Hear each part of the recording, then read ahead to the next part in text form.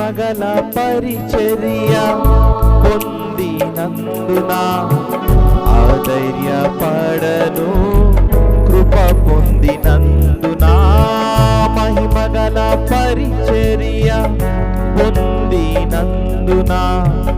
ఆధైర్యపడను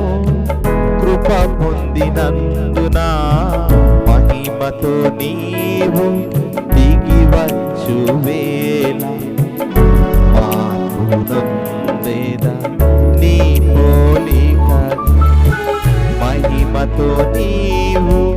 దిగివచ్చు వేళ